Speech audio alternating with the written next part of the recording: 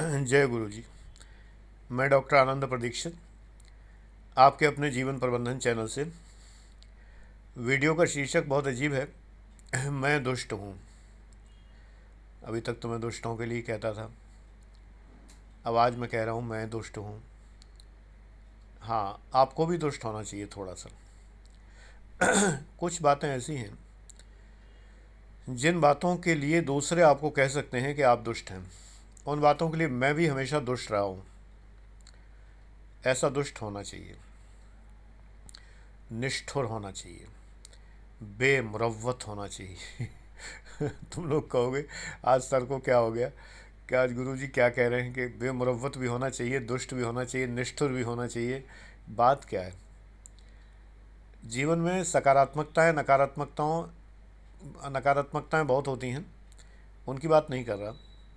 मैं बात ये कर रहा हूँ कि कुछ गुण ऐसे हैं जो आपके लिए सकारात्मक हैं, आपकी सेहत के लिए सकारात्मक हैं, आपके तमाम बातों के लिए सकारात्मक हैं, परिवार के लिए सकारात्मक हैं, बट संसार उन्हें नकारात्मक कहे तो कहने दीजिए। आप पूर्ण रूप से दुष्ट बन जाइए, निष्ठुर बन जाइए, बेमुरव्वत बन जाइए, घमंडी बन जाइए, अगर लोग आपको ऐसा कहते हैं कहने दीजिए।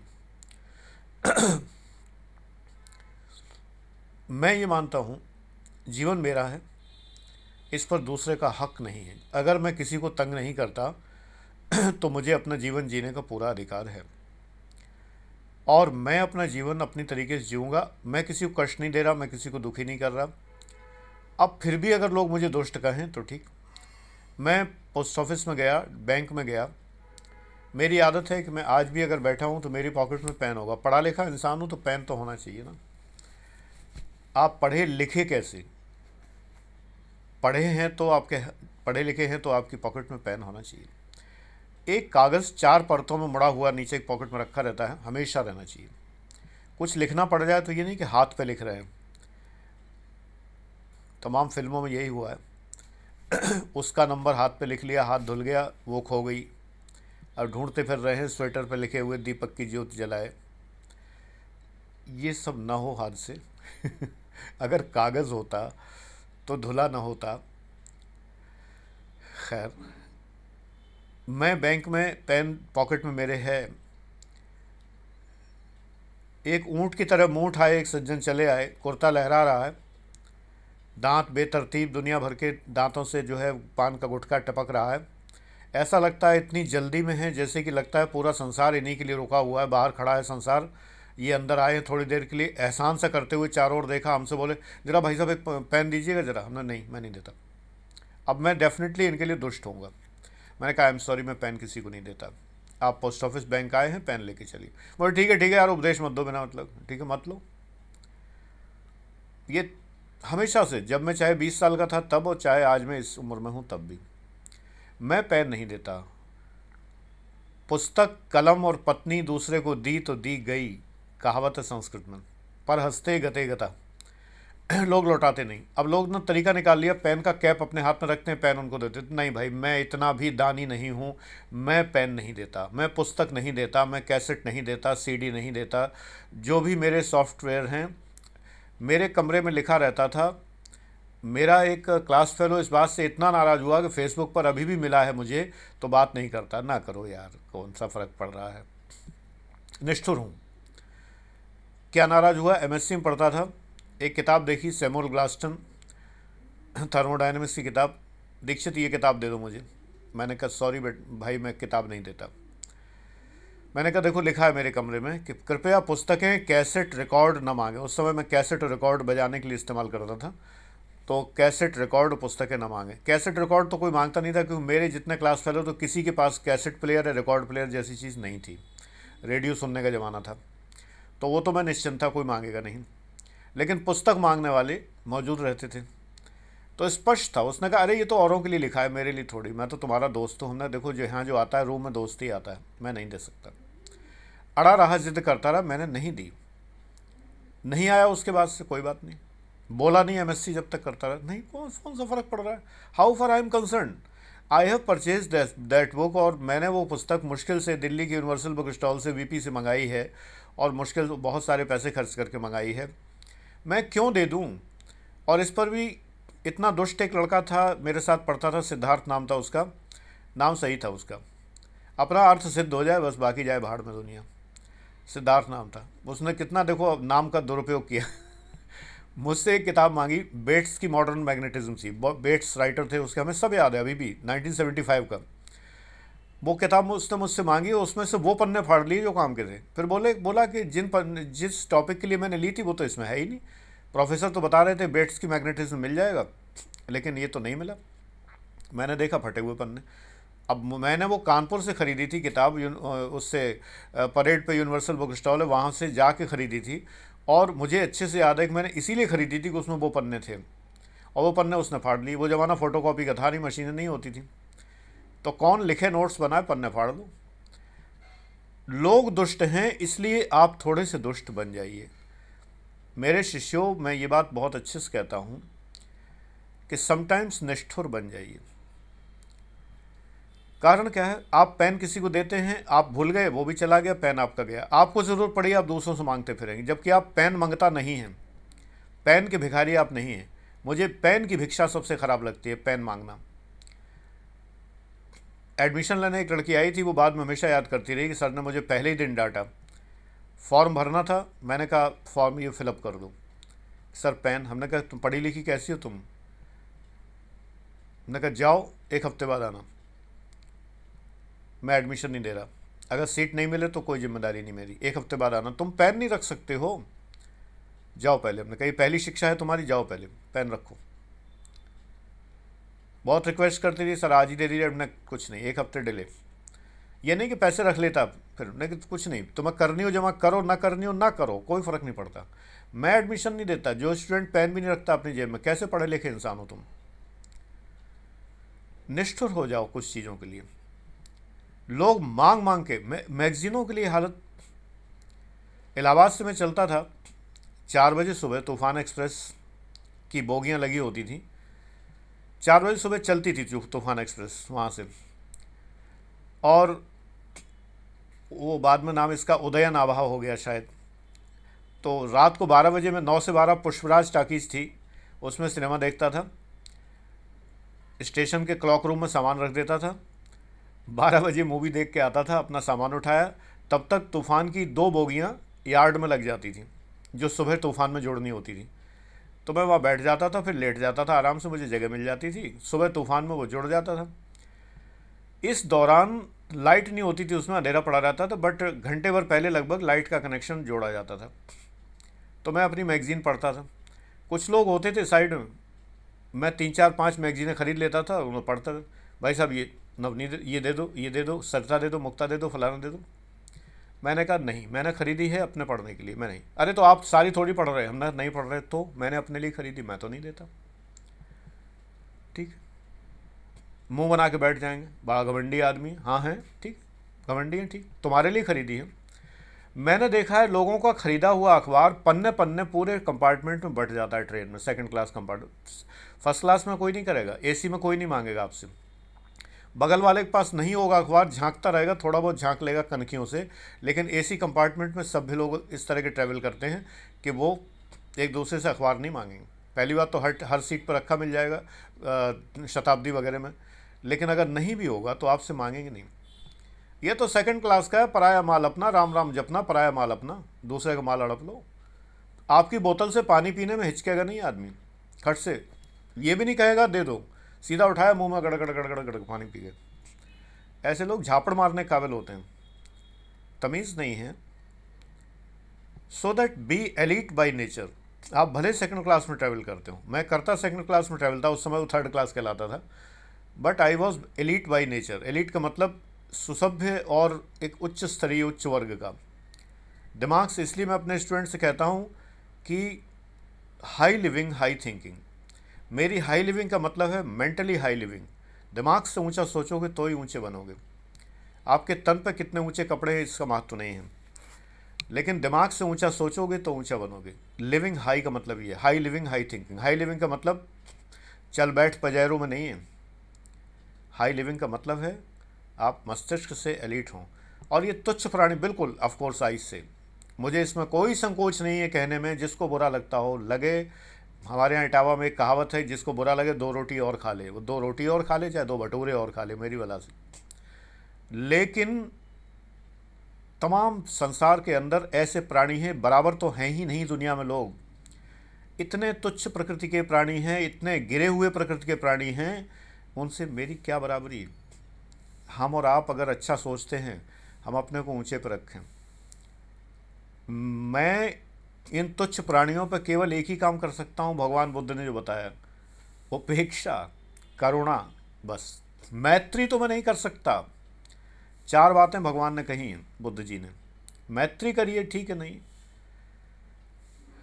मुदित रहिए, प्रसन्न रहिए। मैं अपने प्रसन्नता में दुष्टों को बाधा क्यों बनाऊं? सो दैट मैं दुष्ट हूं, इन लोगों के लिए मैं दुष्ट हूं, रिलेटिवली दुष्ट हूं। मैं अपने लिए, अपनी प्रसन्नता में, अपने ब्लिस में इन राक्षसों और इन दुष्टों को जो है बाधा क्यों बनाऊं?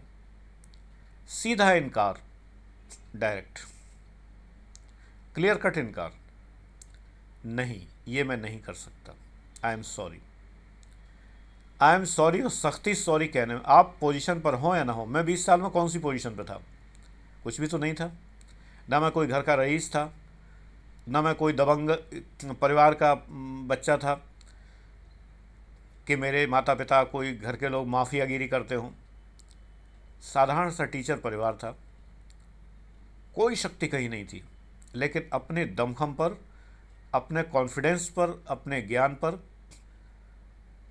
जिंदा रहा हूं। घमंड नहीं है, दूसरे कहते हैं घमंडी, कहते रहे।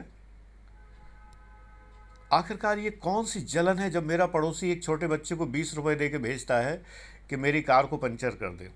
कार भी कौन सी, सबसे छोटी नैनो कार, उससे भी जला भुना जा रहा है, जिसके पास खुद जो बहुत बड़े पद से रिटायर हुआ है, मुझसे भी बड़े पद से कहीं से रिटायर हुआ है, नो डाउट डिपार्टमेंट डिफरेंट। क्या कमी है? कुछ नहीं है। आज भी रिटायरमेंट के बाद भी इतनी बड़ी बड़ी गाड़ियां हैं, सब कुछ हैं, लेकिन जल रहा है मेरी छोटी सी नैनो से। ऐसे दुष्टों के लिए तो मैं दुष्ट हूं, जो मेरे बच्चों को बेवकूफ़ बनाते हैं। तुम लोगों को, जो मेरे YouTube पर मेरे बच्चे हैं, उनके लिए मैं दुष्ट हूं। इसीलिए वो मेरा विरोध करते हैं, इसीलिए मुझे गालियां देते हैं, उनके लिए मैं दुष्ट हूं। आप भी दुष्ट बनिए, जो आपको सताए उसके लिए दुष्ट बने रहिए, पोलाइटली बने रहिए। आप बसों में ट्रैवल करते हैं, मजबूरी है कि कार में नहीं कर सकते, तो कोई ज़रूरी है कि अपनी लाइफ में दूसरों को इंटरफेयर कराएं, कि दूसरा ज़बरदस्ती आपकी बातों में, आप दखल मत दीजिए। आप अगर वास्तव में एक उच्च स्तरीय चिंतनशील प्राणी हैं, तो आप ये बसों में ट्रैवल करने वाले जो लोग, मैं फिर भी वही बात कहूँगा, समाजवाद विरोधी हूँ मैं, सीधी बात ही। मैं नहीं लाइक करता ज़बरदस्ती की बराबरी, है ही नहीं इंसान बराबर, काहे की बराबरी? एक राक्षस है, एक देवता है, एक ऋषि मुनि तुल्य है, एक राक्षस तुल्य है, एक चोर है, एक उचक्का है, बदमाश है, गुंडा है, हत्यारा है, रेपिस्ट है, काहे की बराबरी? एक सुंदर स्वभाव का है, परोपकारी है, दूसरों का भला करने वाला है, काहे की बराबरी, काहे का समाजवाद? उसको हम क्या दें कि वो जो बराबर हो जाए? एक राक्षस को हम क्या दें? सरकार क्या देगी? कौन सा ऐसा स्कॉलरशिप दे सकती है उसको जिसकी वजह से वो संत स्वभाव में हो जाए? नहीं हो सकता। मैं इतना बड़ा प्राणी नहीं हूँ, ना मैं तुमसे कहता हूँ कि अंगुलीमाल को ऋषि बना दो, मेरे बस का नहीं। मैं अपनी ब्लिस के आगे दुनिया को ठेंगे पर रखता हूँ। मेरा ब्लिस जिंदाबाद, मेरा आनंद जिंदाबाद, दुनिया जाए ठेंगे पे। सीख लो मुझसे ये बात।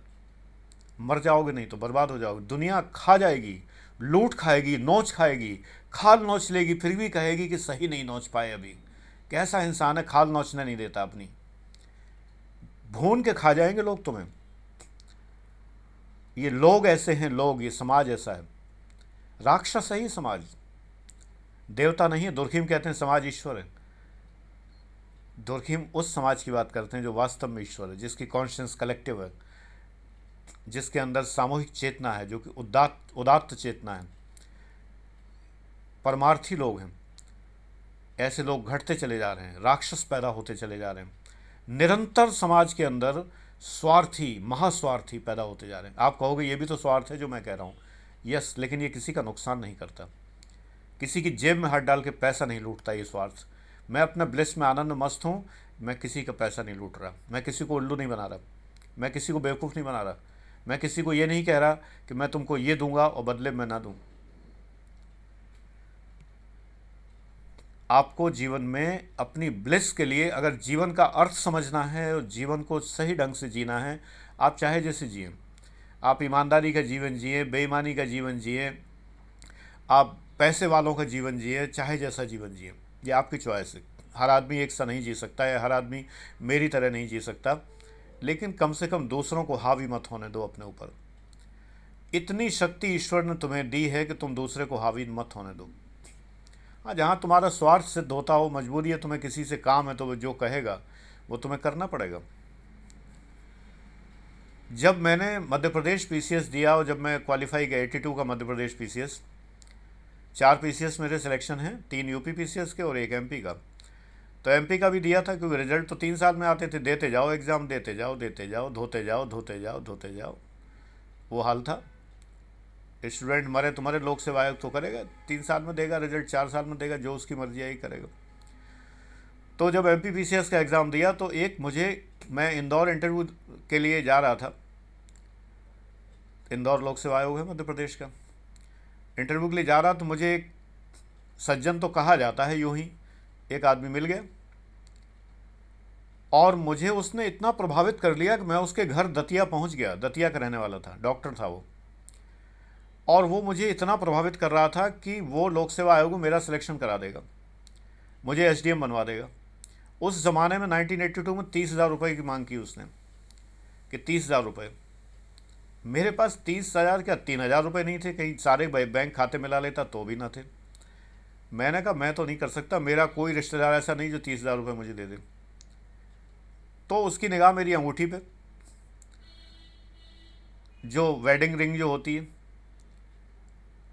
ठीक ठाक अंगूठी थी, एक अंगूठी और पहने था मैं। कहने लगा दोनों मिला के कुछ तो हो ही जाएगा।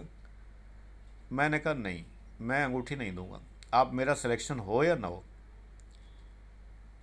फिर मैंने अपने गुरु, जिनकी मृत्यु पर मैंने एक वीडियो भी बनाया था, JN पांडे जी, उनको मैंने संपर्क किया। लौट के आया मैं वहाँ से, दतिया घूम आया मैं, इसी बहाने मुझे पीताम्बरा माँ का दर्शन भी हो गया। पीताम्बरा माँ ने मुझे शायद कुछ ऐसी बुद्धि दी कि कहाँ बेवकूफ़ हो रहे हो। तो पांडे जी से मैंने पूछा अपने गुरु से, तो उन्होंने कहा कि नहीं, तुम्हारे अंदर इतना कैलिबर है, तुम क्वालिफाई कर जाओगे, तुम इंटरव्यू में सफल हो जाओगे, चिंता मत करो, ये लोग उल्लू बना रहे हैं, ऐसा कुछ नहीं लोक सेवा आयोग में। मैंने उनकी बात मानी, इंदौर में शान से इंटरव्यू दिया। इंटरव्यू कुछ दिन बाद था, मैं पहले जा रहा था। मैं इंटरव्यू के पहले थोड़ा एक्लेमेटाइज होता हूँ, मेरी आदत है। इलाहाबाद में जब मैंने इंटरव्यू दिया तो मैं 4-5 दिन पहले पहुँचा हूँ, आराम से रहा, शहर घूमा देखा वाला। तो ऐसे ही मैं इंदौर जा रहा था, लेकिन उस समय मैं लौट आया घबरा के, फिर दोबारा डेट पे ही गया मैं, जो डेट थी मेरी। आराम से इंटरव्यू दिया, कोई दिक्कत नहीं। काबरा साहब का बोर्ड था, जर्मन में भी कुछ सवाल पूछे थे उन्होंने, मुझे याद है।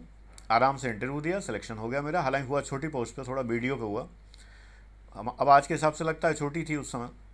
फिर लोगों ने हमसे कहा कि वीडियो पे हुए हो तो मैं फालतू में वहाँ भेज देंगे आदिवासी एरिया में, तब अलग नहीं हुआ था मध्य प्रदेश से छत्तीसगढ़ जो है, वहाँ भेज देंगे, वहाँ पड़े रहोगे, परेशान हो जाओगे।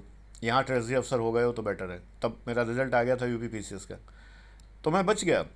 क्यों? क्योंकि मैंने एक चीज़ तय की कि मैं इसको अंगूठी नहीं दूंगा। नहीं कहना सीखिए। अगर कभी कभी ब्लंट होना पड़े ना कहने में, तो ब्लंट हो जाओ, रफ हो जाओ, वैसे पोलाइटली करो। लेकिन जब लोग ज़बरदस्ती फ़ायदा उठाने को हों, सेल्समैनशिप में मत आओ ज़िंदगी में किसी की भी। कोई कहे कि मेरा मोबाइल की बैटरी ख़त्म हो गई, प्लीज़ ज़रा मोबाइल दे दीजिए, नहीं, आई एम सॉरी, मैं, this is my personal thing, मैं किसी को नहीं देता। बिल्कुल ब्लंटली, चेहरे पे साफ भाव लगा के, ऐसा भाव कि अगले दोबारा पूछने की हिम्मत ही ना पड़े, आई एम सॉरी। एक और बता दूँ लड़कों को, लड़की भी कहे तो भी मत देना, मर जाओगे, बर्बाद हो जाओगे। शिकारी औरतें घूम रही हैं, मैं उन्हें शिकारी औरतें कहता हूँ। आपका मोबाइल हैक हो जाए, अगर आप थोड़े से भी इंपॉर्टेंट पर्सन, अगर नहीं अभी तो कोई बात नहीं, कौन हैक करेगा, हैक करके ले क्या लेगा, 2-4 लड़कियों फ़ोटो वोटो पड़ी होंगी, और क्या ले जाएगा। अगर आप थोड़े से भी इंपॉर्टेंट पर्सन हैं, मोबाइल मत दीजिए किसी को, नेवर, किसी को भी। कोई कितनी ही बेचारी, दुखियारी, ज़रूरत की मारी नारी, अबला बन के दिखाए, नो, नॉट एट ऑल, कतई मत दीजिए, साफ मना, आई एम सॉरी मैम, मैं नहीं दे सकता, मोबाइल में नहीं दे सकता, किसी कीमत पर नहीं दे सकता, नॉट एट ऑल। मैं घटना बता दूं, मोबाइल नए नए थे, 98 में आए थे इधर के एरिया में। कानपुर के रीटा कैफ़े में, कोई टॉकीज है बड़ी फेमस थी उसके सामने, याद आएगा तो बीच में बता दूंगा। रीटा कैफ़े में मैं अपने एक साथी ऑफिसर के साथ बैठा था, मेरी पोस्टिंग हुई 98 में ही वहाँ पे। मोबाइल आ गया था 94 में, हाँ 94 में आ गया था। तो फ़िलिप्स का फिज़ करके एक सेट हुआ करता था। एक लड़की साइड में आके बैठी, मैं और मेरे साथी अफसर जो है कॉफ़ी पीने गए थे कि चेकिंग करते हुए चारों तरफ, बीच में रुक के कॉफ़ी रीटा में पीते थे। तो वो आके बैठी, थोड़ी देर में आई, सर प्लीज़ मुझे एक कॉल करना है, मोबाइल दे दीजिए। हम लोगों ने बातें करते करते यूं ही, ज़्यादा ध्यान नहीं दिया, उसको दे दिया मोबाइल। उसने उस मोबाइल से कुछ डायल करके नंबर हासिल कर लिया। यही तरीका होता है। वो नंबर हासिल करके, वो प्रोफेशनल थी लड़की, कॉल कर रही होगी, और उसके बाद उसने फ़ोन कर करके मुसीबत कर दी। फ़ोन कर करके तरह तरह से तमाम लड़कियों में कॉल फ़ोन नंबर डिस्ट्रीब्यूट कर दिया और मुसीबत अटक गई। अल्टीमेटली मुझे फिर अपना डिपार्टमेंट का रूप दिखाना पड़ा। उन नंबरों को मैंने सर्विलेंस पे लगवाया और उसके बाद उनमें से 2-4 को अरेस्ट करवा दिया तंग करने के लिए। मैंने कई बार कहा कि मैं फिर अपना प्रशासनिक रूप दिखा दूंगा, आप बाज आइए हर समय कॉल करने से। नहीं, मुझे मिलना है, फलाना है, धमाका है, मुझे 30,000 रुपये की ज़रूरत है, अगर आप दे देंगे तो आप इससे ज़्यादा वसूल लेंगे मुझसे, ये वो तमाम सारी बातें। अल्टीमेटली मुझे वही करना पड़ा जो मैं नहीं करना चाह रहा था। आप ये मत समझिए शिकारियों की कमी नहीं है, शिकारी पुरुष ही नहीं है, महिलाएं भी बहुत बड़ी बड़ी शिकारी हैं। वो एक मूवी में था, मेरी माँ बड़ी शिकारी थी, बहुत बड़ी शिकारी थी। मुझे बड़ी हंसी आती उस मूवी पे, संजय दत्त था शायद मेरे ख्याल से। मम्मी बड़ी शिकारी थी, बहुत बड़ी शिकारी थी। भैया आजकल तो बहुत बड़ी बड़ी शिकारी है। इस चक्कर मत आइए, आंसुओं मत आइए, बिल्कुल निष्ठुर हो जाइए। नोएडा में मैं चेकिंग कर रहा था, दैट वाज द ईयर 1991 और 92। रोड चेकिंग कर रहा था मैं, यहीं पर पोस्टेड था असिस्टेंट कमिश्नर। तो मेरी आंखों के सामने नज़ारा हुआ, हम 2 अधिकारी देख रहे थे कि तमाम लड़कियां अंगूठे बस ऊपर किए हुए वो लिफ्ट लिया करती थी। रोज़ का नज़ारा था, हम लोग हंसते थे कि ये क्या अजीब ज़माना है, जब यहाँ इनको सवारी इनके पास नहीं है, व्हीकल नहीं, तो यहाँ आती क्यों है। लिफ्ट लिया करती, चली जाती थी। लड़के भी बड़े प्रसन्नता से, बड़े प्रेम से, सेक्टर 18 के आसपास बड़ी बड़ी भीड़ रहा करती, तब ये सब बिल्डिंग नहीं थी। Sector 18 was not Hong Kong at that time, Singapore Hong Kong नहीं था। सेक्टर 18 जो नोएडा का है वो बिल्कुल अट्टा मार्केट था, खाली धनिया मिर्चा बिकने वाला, कुछ खास नहीं था, सन्नाटा पड़ा रहता। वहाँ पर लिफ्ट लेने वाली लड़कियों की भीड़, भाई कमाल। क्यों भीड़ होती सुबह सुबह मुझे नहीं पता, कौन सा एरिया आसपास था। एक दिन जो है पुलिस वाले आए, बोले कि सर थोड़े हमारे साथ चलिए और आपसे कुछ पूछना है कि ऐसा ऐसा। कि चलो, गए, बड़े प्रेम से उन्होंने बिठाया, बातचीत की। उन्होंने कहा कि आप रोज़ लगभग चेकिंग करते हैं, आप यहाँ देखते हैं कुछ लड़कियाँ बराबर कंटिन्यूसली लिफ्ट लेती हैं। हमने कहा हाँ। बोले सर यहाँ पर प्रोस्टिट्यूशन का एक गैंग आया हुआ है, अगर आपको ऐसा कुछ दिखाई दे रोज़ाना तो आप हमें फ़ोन कर दीजिए, हम आके धर लेंगे। हम ठीक, हम तो बड़ा प्रसन्नता से करेंगे। धरवा दिया उन्हें इकट्ठा, बहुत सारी अरेस्ट हुई, बहुत सारी अरेस्ट हुई। बात यह ना कि आज के ज़माने वो तमाम लड़के उनके मारे हुए, अखबार में खबर छपी, 17-18 लोगों ने रिपोर्ट लिखाई कि वो आगे चल के पैसा लूट लेती हैं। आप तो भावनाओं में आ गए कि अरे बेचारी, बेचारी नहीं, अपने मन में भी कहीं ना कहीं कुछ गड़बड़ है। मन में भी है कि खूबसूरत लड़की मेरे पास लिफ्ट लेगी तो मैं आगे चल के इससे लिफ्ट लूँगा और मैं आगे चल के ये करूँगा, फिर आगे चल के वो करूँगा। मन में आ रहे हैं, दिमाग में विचार आ रहे हैं, फंस गए। परवाना तभी फंसता है जब शम्मा में रोशनी दिखती है और उस रोशनी से लालच आता है, तब फंसता है। Once again I am telling you one more example कि बदायूं के आसपास की बात है। लॉन्ग चेकिंग में रोड पर थे हम लोग, दूर की चेकिंग, यानी कम से कम उस दिन टारगेट रखते थे 100-200 किलोमीटर ट्रैवल करना है। उसमें सरकारी जीप थी, एक लड़की ने लिफ्ट मांगी, मैंने कहा क्या बात, कि सर प्लीज़ मुझे कहीं छोड़ दीजिए। मैंने कहा मैं तो नहीं छोड़ सकता, आई एम सॉरी। कि सर सीट तो है आपके, पीछे बिठा दीजिए। मैंने कहा देखो पीछे दो दो पुलिस वाले बैठे हुए हैं, एक चपरासी बैठा हुआ है। बोली एक सीट है, एक जगह है, मैं बैठ जाऊँगी। मैंने कहा आई एम सॉरी, मैं नहीं बैठा सकता। कल को कोई बात हो, कोई बोले सर आप अपने पास बैठा लीजिए, आपके पास तो जगह है। आगे तो जीप में 2 लोग बैठ जाते हैं, 2 अधिकारी बैठते ही हमेशा, मैं अकेला था उस समय। मैंने कहा नहीं, आगे अधिकारी ही बैठते हैं, प्राइवेट पर्सन कोई भी जो है नहीं बैठ सकता, सरकारी जीप में अलाउड नहीं। तो बोले अपने फैमिली को तो कभी नहीं ले जाते आप? हमने कहा नहीं, मैं नहीं ले जाता कभी, मेरे उसूल में नहीं है, मैं नहीं ले जाता कभी फैमिली को। मैंने कहा आई एम सॉरी, मैं आगे जाके आप कहिए तो मदद भेज दूँ, कोई टैक्सी भेज दूँ, कोई चीज़ मिले। बोले सर टैक्सी नहीं मिलती यहाँ, ये शहर ऐसा नहीं है।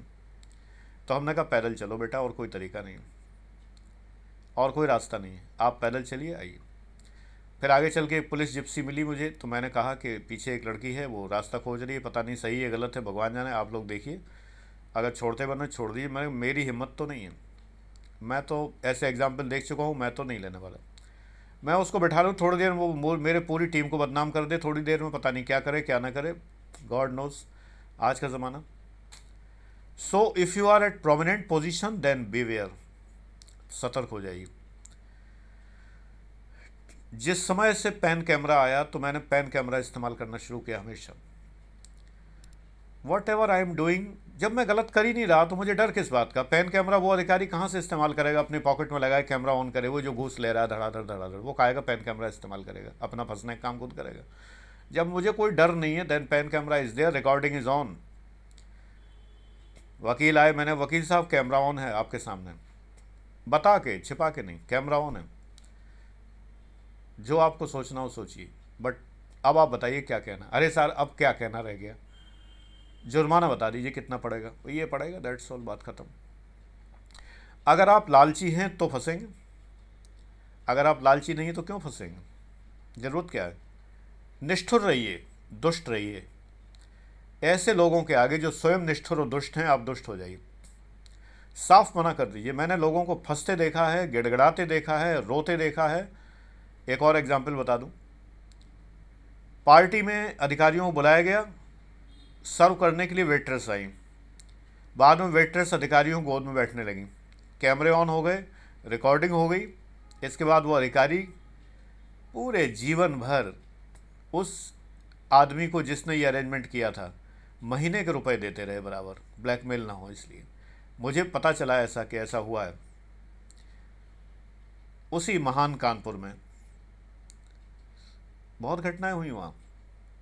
मैंने देखा, प्रशासनिक हलकों में बड़ी घटनाएं देखी मैंने, जीवन भर ब्लैकमेल हुए, पैसा दे रहे हैं, क्यों? अरे गोद में बैठा लो ना, बढ़िया किया, बहुत अच्छा किया, बड़ा आनंद आया होगा ना उस समय वेट्रेस को गोद में बैठाने में, भुगतो अब जिंदगी भर। ये करते हैं लोग। इसलिए अगर आप, जब तक कोई प्रोमिनेंट पोजीशन नहीं है तब तक तो कोई आप पे हाथ डालेगा नहीं, लेकिन तब तक इतने निष्ठुर हो जाइए कि अपने जीवन पर किसी को अधिकार मत करने दीजिए। और फाइनल बात इस वीडियो को मैं ये बता दूं कि अगर तुम लड़के हो या लड़की हो, अपने बॉयफ्रेंड और गर्लफ्रेंड को इतना अधिकार मत दो, अगर वो इतना अधिकार मांगे तो ज़िंदगी से निकाल फेंको उसे बाहर। इतना अधिकार मत दो कि तुम्हारे जीवन पर पूरा कब्जा कर ले, तुम्हारी लाइफ ही ना रह जाए, तुमने जीवन समर्पित कर दिया। नो, काय का समर्पण भाई, मेरी ज़िंदगी है, मुझे भगवान ने दी है, मेरी दी है, मेरे नाम लिखी है, पट्टा मेरे नाम लिखा है, it is my life, I can give U A part of that life, you give me a part of your life, I will not peep into your life, you will not peep into my life। एक दूसरे के phone में झांकना, एक दूसरे के bag की तलाशी लेना, एक दूसरे के कमरे की तलाशी लेना, किताबों के पीछे झांकना, फलाना करना, ये करना वो करना, दैट्स रॉन्ग। मैंने अपनी पत्नी का बैग कभी नहीं देखा। महिलाओं के बैग बड़े भारी भारी होते हैं, क्या रखती हैं क्या नहीं रखती मुझे नहीं कुछ करना, उनकी गृहस्थी, उनका परिवार। मैं उनकी अलमारी में नहीं झांकता कभी, खुली रहे बंद रहे, मेरी चाबी उनके पास, उनकी चाबी मेरे पास, कोई समस्या नहीं, बट खोली कभी नहीं। जीवन का उसूल बना लीजिए। ये मैंने अपने जीवन को उनके नाम किया या उन्होंने मेरे नाम किया, लेकिन झांकेंगे नहीं जीवन में। इसे कहते हैं विश्वास। विश्वास नहीं तो बेकार है। जब आपने गर्लफ्रेंड या बॉयफ्रेंड का रिश्ता बनाया, विश्वास इसीलिए नहीं कि रिश्ता समाज ने स्वीकृत नहीं किया है। आज तक गर्लफ्रेंड और बॉयफ्रेंड का रिश्ता समाज में स्वीकृत नहीं है, इसलिए आप लोग जल रहे हैं, मर रहे हैं, कुढ़ रहे हैं, भुगत रहे हैं, सारा कर रहे हैं। जलन में पागल हुए जा रहे हैं कि वो मेरी गर्लफ्रेंड तरफ देख रहा है, फलाना हो रहा है, ढिमाका हो रहा है। अरे पत्नी बनती कायदे से तो लोग जल्दी देखते नहीं हैं, लोग जल्दी भटकते नहीं हैं, पत्नियां नहीं भटका करती इस तरह, गर्लफ्रेंड्स और बॉयफ्रेंड्स ही भटका करते हैं। पति तो ऐसा प्राणी है, ये तो भटकता है, थोड़ा इस पर नियंत्रण रखना पड़ता है, ये भटकता है, पुरुष प्रवृत्ति है। Mail is पॉलीगेमस by nature, psychology में कहा जाता है मेल पॉलीगेमस होता है। ये चार जगह इधर उधर ताक झांक करता है, मौका पड़े चूकता भी नहीं है। स्त्री इतनी ज़्यादा नहीं होती, लेकिन जब से एम्पावर्ड वुमन हुई है तो उसने कहा मैं क्यों पीछे हूँ, मैं भी करूँगी, तुम ही अकेले कर सकते हो, मैं भी करूँगी। ये प्रतिहिंसा है, बदला लेने की भावना है। तो अगर आप कुछ मामलों में अपनी प्राइवेसी मेंटेन करने के लिए अगर आप दुष्ट कहलाते हैं तो कहलाइए, प्राइवेसी है, this is your privacy. Video का जिस्ट ये है कि प्राइवेसी मेंटेन करने के लिए अगर आप थोड़े से लोगों से कटते हैं तो कटिए, सुखी रहेंगे ज़िंदगी में, लोग निगल जाएंगे आपको। अब एक बात कह दूं, सब लोग, आप लोग पूछते हो तो बता दूं, जब कभी हाथ उठाता हूं तो यहाँ पर ये दिखता है, ये हाथ उठाता हूं तो यहाँ पर ये दिखता है। थोड़ा सा इन्फेक्शन था, इंट्रावेनस इंजेक्शन लग रहा था, लगेगा एक आध दिन अभी और, कभी इसमें लगे कभी इसमें लगे। शरीर है, मैं शरीर नहीं हूँ तो मैं आपके सामने हूँ, गुरुजी की वाक्य में मानता हूँ। अब बुखार हो, खांसी हो, बोला ही ना जाए तो मजबूरी है। ईश्वर कृपा है कि भाई बुखार भी ठीक हो गया, एक दो दिन आया था, ठीक हो गया, खांसी वांसी नहीं हुई। अब खांसी हो तो बोल ही नहीं पाऊँगा, आपसे बात कैसे करूँगा।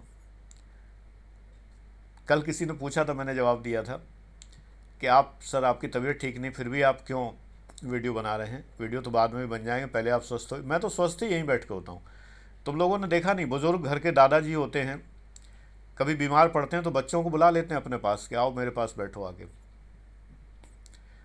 अभी हमारी मेंटेलिटी नहीं पता तुम्हें, हम लोगों की मेंटेलिटी नहीं पता।